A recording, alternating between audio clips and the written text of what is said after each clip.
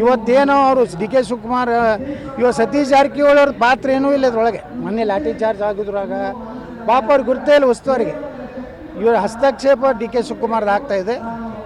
ಏನೋ ಒಂದು ಜ್ಯೋತಿಷಿಗಳು ಹೇಳ್ಯಾರಲ್ಲ, ಇದು ಯಾರಿಂದ ಸರ್ಕಾರ ಪತನ ಆಗ್ತದೆ, ಅದು ಪತನ ಆಗುವಂಥ ಲಕ್ಷಣಗಳು ಕಾಣಿಸ್ಲತ್ತವೆ. ಅದಕ್ಕೆ ಲಕ್ಷ್ಮೀ ಹೆಬ್ಬಾಳ್ಕರ್ ಅವರೇ ಕಾರಣ ಆಗ್ತಾರೆ ಈ ಸರ್ಕಾರ ಬೀಳಿ. ಅವ್ರು ಪೂಜೆ ಮಾಡಬೇಕಂತಿದ್ದೇ ಪ್ರತಂಗಿ ಹೋಮ ಅಂತ ಮಾಡ್ಯಾರ. ಅಂದ್ರೆ ಅವರು ಇವ್ರ ಶತ್ರುಗಳು ಯಾರ್ಯಾರು ಅದಾರ, ಸಿದ್ದರಾಮಯ್ಯ ಅದಾರೆ, ನಮ್ಮ ಸತೀಶ್ ಜಾರಕಿಹೊಳಿ ಅದಾರೆ, ರಾಜಣ್ಣ ಅದಾರೆ. ಅವರೆಲ್ಲ ನಾಶ ಆಗ್ಬೇಕಂತೇಳಿ ಅವ್ರು ಪ್ರತಂಗಿ ಹೋಮ ಮಾಡ್ಯಾರ. ಮತ್ತು ಎಲ್ಲ ದೇವಸ್ಥಾನಗಳು ಅಡ್ಡಾಡಕತ್ತಾರೆ. ದೇವ್ರ ಬಳಿ ಮುಖ್ಯಮಂತ್ರಿ ಆಗಲಿ ಬೇಡ್ಕೋತಾರೆ.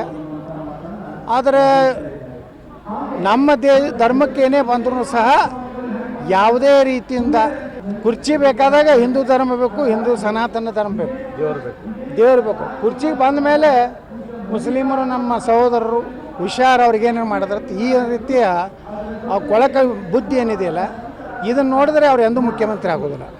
ಯಾಕಂದರೆ ಅಷ್ಟು ದೊಡ್ಡ ತಂಡ ತಯಾರಾಗಿದೆ. ಯಾರನ್ನ ಸತ್ರು ನಾಶ ಆಗ್ಬೇಕಂತೇಳಿ ಹೋಮ್ ಮಾಡ್ಯಾರಲ್ಲ, ಅವರೆಲ್ಲರೂ ಕೂಡ ಇವ್ರನ್ನ ಮನೆ ಕಳಿಸ್ತಾರೆ.